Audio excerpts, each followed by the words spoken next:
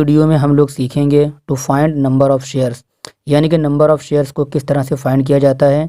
सम invested, यानी कि जो आपने टोटल शेयर्स खरीदे हैं उसके लिए कितना सम आपने इन्वेस्ट किया है।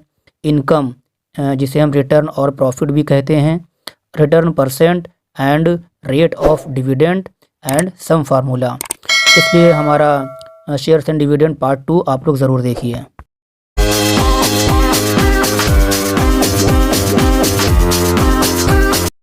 आज की इस वीडियो में बात करेंगे हम सम इन्वेस्टेड। सम इन्वेस्टेड यानी कि जो हमने नंबर ऑफ़ शेयर्स ख़रीदे हैं उसके लिए हमने कितना रुपया इन्वेस्ट किया है। तो इसका फार्मूला होता है sum invested is equal to number of shares bought into MV of one share, यानी कि market value of one share. आपको ज़्यादा दिमाग नहीं लगाना है, इसके लिए आपको मार्केट वैल्यू वन शेयर की मार्केट वैल्यू मालूम होनी चाहिए और जितने शेयर्स आप परचेस कर रहे हैं, ख़रीद रहे हैं, उसका मल्टीप्लाई कर दीजिए। सपोज़ करिए कि M V of one share आपका 100 रुपये है और आपको 50 शेयर्स ख़रीदने हैं। तो कुछ नहीं करना, आपका सम इन्वेस्टेड इक्वल टू दोनों का आप मल्टीप्लाई कर दीजिए और आपका ये आंसर आ जाएगा। अब हम बात करते हैं नंबर ऑफ़ शेयर्स बॉट।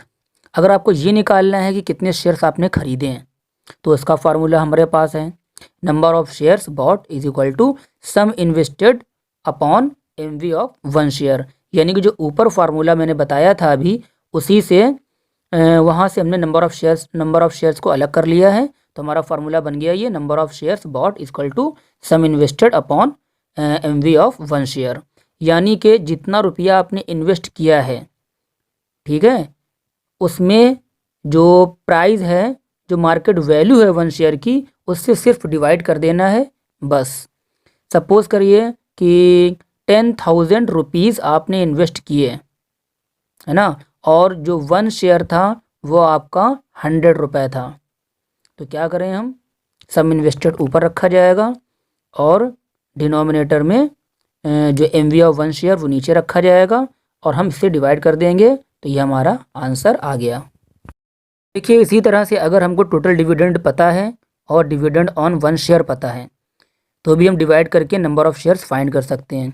यानी एक फार्मूला ये भी होता है number of shares bought is equal to total dividend upon dividend on one share, ठीक है ना। तो सपोज़ कर रही है टोटल डिविडेंड जो है हमारा 5,000 रुपीज़ है और डिविडेंड ऑन वन शेयर, यानी कि जो वन शेयर प्रॉफिट मिल रहा है हमें वो है आपका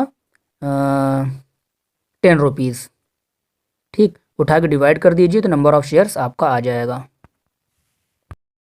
अब अगर आपको इनकम फाइंड करनी है, इनकम जिसे हम रिटर्न भी कहते हैं या फिर प्रॉफिट भी कहते हैं, बहुत इजी है, इसका फार्मूला भी हमारे पास है। Income is equal to number of shares into rate of dividend into face value of one share, ठीक है। ये आपको इतना तो फार्मूला याद रखना है कि जब भी हम इनकम फाइंड करेंगे तो ये फार्मूला हमें याद होना चाहिए। हमें नंबर ऑफ़ शेयर्स मालूम होने चाहिए, हमें रेट ऑफ डिविडेंड मालूम होना चाहिए और face value of one share, यानी एक शेयर की फेस वैल्यू मालूम होनी चाहिए। फेस वैल्यू बता चुका हूँ, जो शेयर पर प्रिंट होती है वो होती है फेस वैल्यू। तो इन तीनों को मल्टीप्लाई करके हम इनकम फाइंड कर सकते हैं। चलिए एक एग्जाम्पल लेते हैं। मान लिया जो नंबर ऑफ़ शेयर्स हैं आपको 50 शेयर्स परचेस करने हैं, ठीक है, तो नंबर ऑफ़ शेयर्स 50 हो गया।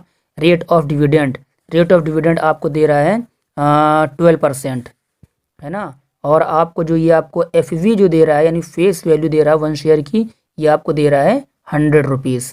तो क्या करें, हम सबका मल्टीप्लाई कर दें, सॉल्व कर लें। कैलकुलेशन करने के बाद ये देखिए आपका आंसर आ गया।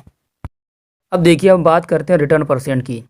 तो रिटर्न परसेंट के लिए हमें रिटर्न मालूम होना चाहिए, क्योंकि हमारा जो फार्मूला होता है वो फार्मूला होता है रिटर्न अपॉन इन्वेस्टमेंट इनटू 100 और आगे लगा देते हैं परसेंट। जैसा कि मैंने बताया जो रिटर्न होता है यही प्रॉफिट होता है, यही इनकम होती है। तो अब अगर इनकम पूछा जाएगा तो यहाँ पर रिटर्न की जगह पर इनकम आ जाएगा, इनकम अपॉन इन्वेस्टमेंट इनटू 100%। इसी तरह अगर प्रॉफिट पूछा जाएगा तो ऊपर प्रॉफिट हो जाएगा और डिनोमिनेटर में आपका इन्वेस्टमेंट ही रहेगा और इनटू 100 लगा दिया जाएगा। इस तरह से आपका ये आ जाएगा रिटर्न परसेंट या फिर प्रॉफिट परसेंट या फिर इनकम परसेंट। चलिए इसका भी एग्जाम्पल लेते हैं। सपोज़ कर लीजिए आपकी जो इनकम है, यानी कि जो आपको प्रॉफिट मिल रहा है वो मिल रहा है 5,000 रुपीज़, ठीक है। और ये 5,000 रुपीज़ आपको तब मिला जब आपने 50,000 रुपीज़ इन्वेस्ट किया था। तो यानी कि 5,000 ऊपर रहेगा नुमरेटर में और डिनोमिनेटर में रहेगा 50,000 और 100 से मल्टीप्लाई कर देना है। ये बात आप लोगों ने क्लास 6-7 में पढ़ी होगी कि परसेंटेज में कन्वर्ट करने के लिए 100 से मल्टीप्लाई कर दिया जाता है। तो परसेंटेज में कन्वर्ट करने के लिए 100 से मल्टीप्लाई कर दीजिए, इसको सॉल्व कर लीजिए, तो आपका ये रिटर्न परसेंट ये आ गया। चाहे रिटर्न परसेंट बोलिए इसको और चाहे आप इनकम परसेंट बोलिए या फिर प्रॉफिट परसेंट, बात एक ही है। चलिए देखिए यहाँ पर एक एग्जाम्पल लेते हैं। जैसा कि आप देख रहे हैं सामने लिखा हुआ है calculate the money required two by, पहला वाला क्वेश्चन है ये, 350 rupees 20 shares at a premium of ₹7। तो देखिए यहाँ पर ये जो 350 दे रहा है ये आपका जो है नंबर ऑफ़ शेयर्स हैं, और जो ₹20 शेयर्स लिखा हुआ है ये आपका फेस वैल्यू है, जो आपकी फेस वैल्यू 20 है, और कह रहा है एट ए प्रीमियम ऑफ ₹7, यानी कि हमने ₹7 बढ़ाकर बेचा है इसको, है ना। तो आपकी जो मार्केट वैल्यू हो जाएगी वो 20 + 7 हो जाएगी। नंबर ऑफ़ शेयर्स मालूम है, ठीक। तो ये पूछ रहा है कि मनी रिक्वायर्ड, आपको 350 यानी 350 शेयर्स खरीदने के लिए कितने पैसों की ज़रूरत पड़ेगी। तो मैंने फार्मूला बताया था, आपको कुछ नहीं करना है, नंबर ऑफ़ शेयर्स लिखकर MV ऑफ 1 शेयर मल्टीप्लाई कर दीजिए, आपका आंसर आ जाएगा। इसी तरह से इसका सेकंड पार्ट कह रहा है 275 rupees 60 share at a discount of ₹10। तो देखिए जो 1 शेयर का जो FV है यानी फेस वैल्यू है, नॉमिनल वैल्यू भी कहते हैं इसको हम, 60 रुपये है, 60 रुपये, और 10 रुपये का डिस्काउंट दिया जा रहा है ना। तो जो मार्केट वैल्यू हो गई वो हो गई 50 रुपये आपकी, ठीक। तो आपका 1 शेयर का MV मालूम हो गया 50, और 275 शेयर्स खरीदने हैं। तो मनी रिक्वायर्ड आपको कितने पैसों की ज़रूरत पड़ेगी, मल्टीप्लाई कर दीजिए, वही आपका हो जाएगा सम इन्वेस्टेड या मनी रिक्वायर्ड। तो money required equal to 275 into 50।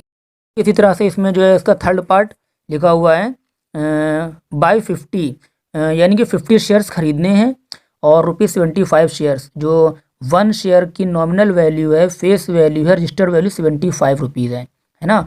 और आगे कह रहा है कोटेड एट ₹71.50, यानी कि 71.50 ये जो है आपका देखिए कम हो रहा है, 75 से इतना रुपये हो रहा है। हरी बात समझ में यहाँ पर जो है, तो यही आपका MV हो गया।